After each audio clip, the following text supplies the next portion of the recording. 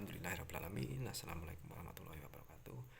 Salam sejahtera, salam rahayu, salam kebajikan untuk kita semua. Salam untuk alam semesta, semua ciptaannya. Mohon izin untuk semuanya ya. Mohon izin untuk semua para pembimbing, para sedulur-sedulur di circle lain untuk menyampaikan ilmu-ilmu ketuhanan, ilmu dinu tauhid yang sejati, yang mungkin saudara-saudara yang sudah mulai terbuka pintu hatinya bisa lebih yakin untuk masuk ke dalam ilmu tauhid ini. Anda yang punya ketakutan itu udah buang. Anda kalau udah masuk, rasanya itu waduh masya Allah enaknya tidak bisa diutarakan dengan kata-kata. Tapi ya saya hanya pelantara, saya hanya wayang, hanya aktor, dalang dan sutradara di belakang. Dalang dan sutradara hanya memberikan tenaga setrum, tenaga bensin, istilahnya enaknya gitu ya, tenaga cas. Allah ya Karim. Berarti ini bahasnya di situ aja ya bos. La haula wala quwata illa billah, tidak ada kekuatan apapun kecuali dari Allah semuanya. Dan kita membahas tentang keyakinan untuk masuk ke dalam dinu tauhid. Kalau Anda masuk ke dalamnya, Anda akan menemukan dunia baru, akan menemukan kebahagiaan baru, akan menemukan kesenangan yang baru, yang tidak bisa digambarkan dengan apapun. Bukan kekasafan, bukan kekaromaan, bukan keajaiban yang Anda kira wow, bukan. Ya mungkin Anda nanti ditempatkan di situ dulu, ya itu memang udah kehendak Allah dan dimakamkan di situ dulu atau gimana, saya juga tidak tahu. Karena nanti hanya yang bisa membimbing hanya Allah, saya hanya perantara dan untuk memperyakinkan Anda untuk secepatnya ayo kita kembali sama Allah, kembali sama ilmu dinu tauhid ini. Saya mau menerangkan atau membagi pengalaman saya ya, untuk dulu yang masih belum masuk ke circle itu atau berbaiat mungkin ya untuk agama Islam, itu udah mulai menemukan kedamaian, udah mulai menemukan menemukan titik-titik terang. Oh ini mulai menemukan titik-titik terang yang meyakinkan hati kita itu untuk secepatnya masuk ke dalam dinu tauhid. Tapi di situ masih banyak bandul itu pemberat, masih banyak pemberat yang itu wujudnya ketakutan. Kalau nanti gini boleh gini enggak ya? Kalau nanti gini, kalau udah masuk saya bisa apa ya? Nanti enggak boleh apa aja ya? Nanti kira-kira seseram apa ya? Takut-takutan. Pertanyaan itu pasti akan berdatangan, pasti akan penuh dengan pertanyaan yang banyak itu. Ini karena tugas saya, ini konteksnya untuk meyakinkan diri Anda. Itu nanti tugas Allah bos, itu nanti tugas Allah membimbing Anda sendiri seperti apa dan di mana. Tapi Anda kalau belum masuk, ya itu nanti akan ketakutan itu akan timbul, ketakutan itu bahkan makin banyak. Makanya sering-sering beliau, guru-guru juga kan, mursyid juga, pikir nafi isbat, kita harus memfanakan diri, kita tidak ada. Tuhan itu tidak bisa dipikir tapi ya dirasa. Kalau Anda pikir mentok, Anda pasrahkan, baru netral. di hati netral, kosong, wis sembuh, nanti seperti apa sembuh, tapi Anda belum peka. Tapi kalau ketika Anda sudah masuk ke dalam dino tauhid, Anda sudah bisa bercengkrama langsung dengan Allah, punya keterikatan langsung dengan Allah, timbulnya dari hati timbul, dari hati naik ke atas, dari pikiran baru bisa dilogikakan. Itu kenyamanan yang sempurna yang kita tidak bisa menggambarkan, yang tidak bisa mengilustrasikannya gitu loh bos, karena keindahannya itu sangat-sangat tidak terbatas. Sama seperti yang saya bilang, saya tidak punya cita-cita, saya tidak punya tujuan di dunia, saya ingin mengalir, saya tidak punya, gak duwe pengen sing aneh-aneh. Karena ketika nanti mendapatkan sesuatu dunia yang sekecil apapun itu udah sangat nikmat yang luar biasa. Itu loh bos. Dan lagi pola pikirnya kalau kita nanti tadi sini dan sini ya bos, kesini nanti netral masih bingung, belum bisa ya, isinya cuma ngambang aja. Tapi dari sini ke sini enak, karena udah timbulnya dari sini. Di sini itu udah lega, pikiran itu terbuka. Kalau bahasa keseramnya mungkin cakra. Masing-masing bahasa manusia ya makanya beda-beda. Kalau apa ya, bahasa umumnya beda-beda, bahasa anonim sinonimnya beda-beda nanti. Di situ makanya gini, kalau kita dari sini, dari nafsu seumpamanya, nafsu capek, nanti capek ujung-ujungnya ke sini lagi, dipasrahkan lagi, dinolakkan lagi.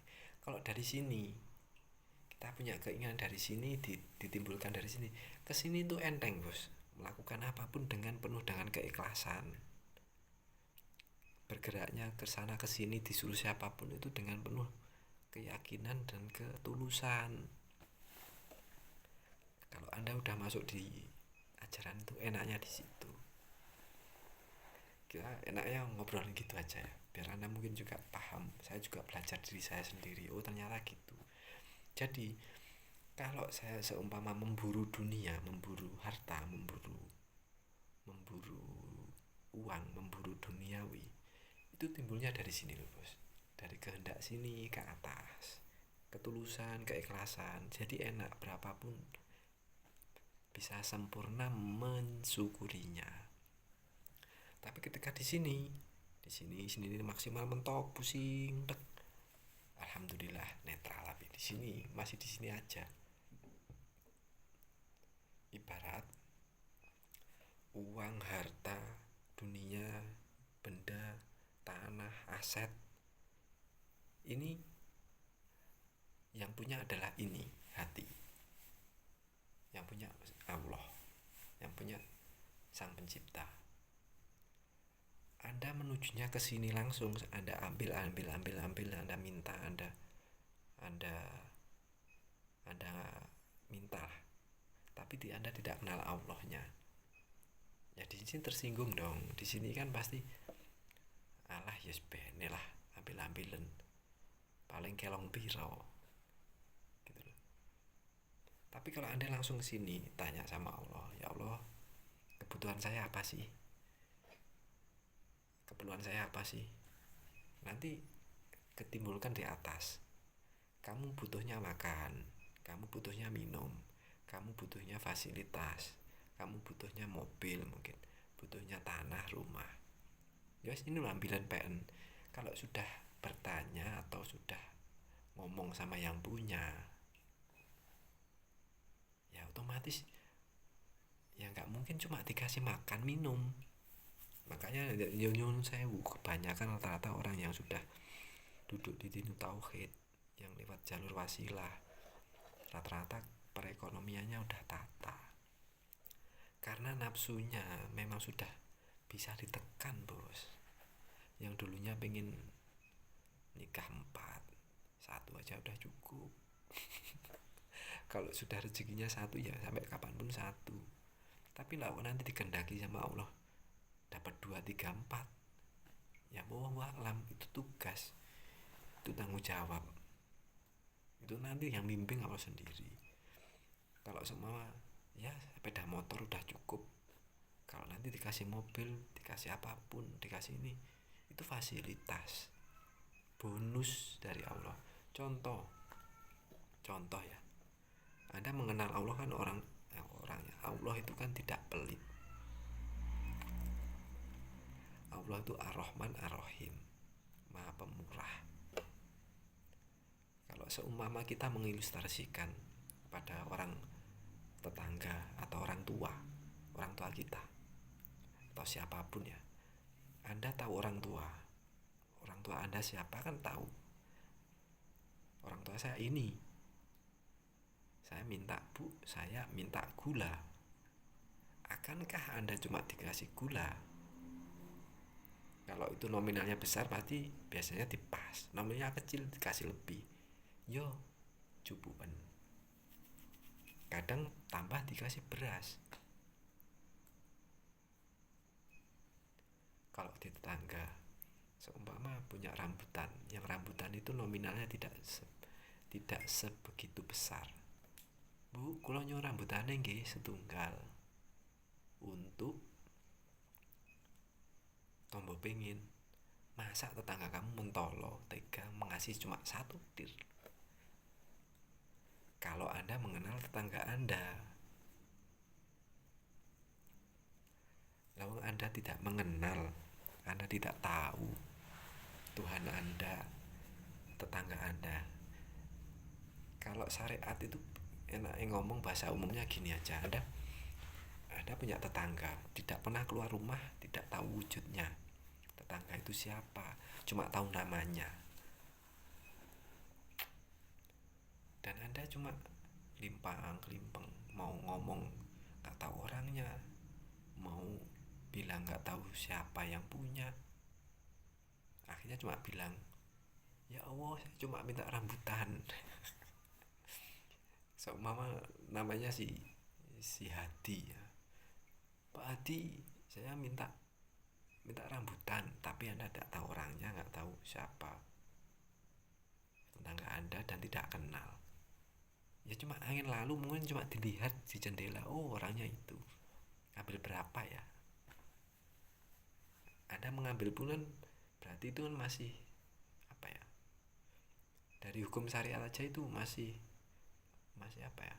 Istidrot masih apa itu namanya?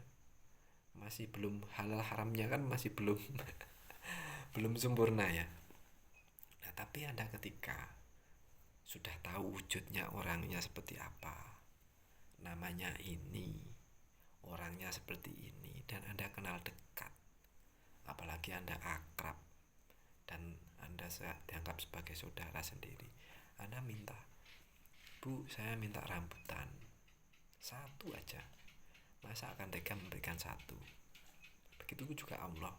Kalau Anda tidak mengenal Allah, tidak tahu wujudnya Allah seperti apa, Allah itu bagaimana, Anda cuma berkoar-koar dan berteriak-teriak, ya Allah saya minta mobil. Akankah mobil itu mobil yang benar-benar halal? Itu wipis loh ya, udah sangat merucut dan sangat apa ya, dari hukum syariat aja udah kelihatan kayak gitu loh. Makanya kedamaian Anda nanti di situ. Naik mobil nggak nyaman, naik mobil bingung, pusing, cari apa ya, beli bensinnya, pajaknya, servisnya, macam-macam. Nah, contoh lagi, apalagi Anda nggak minta, Anda dikasih kambing, nyoh, wedhusku pengen, kambingku ambilan, terserah mau kamu apain.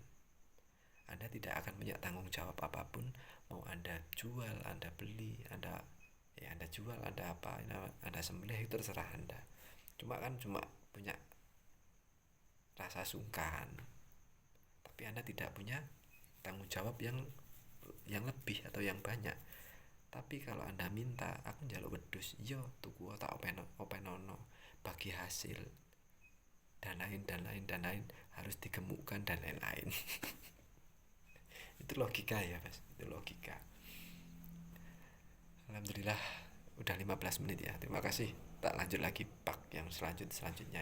Sebenarnya enak ngobrol itu panjang ya, sampai durasinya nggak habis-habis, tapi ya nanti ya nggak masalah, udah dikehendaki seperti ini ya bos ya. Lanjut pak 2. Assalamualaikum warahmatullahi wabarakatuh.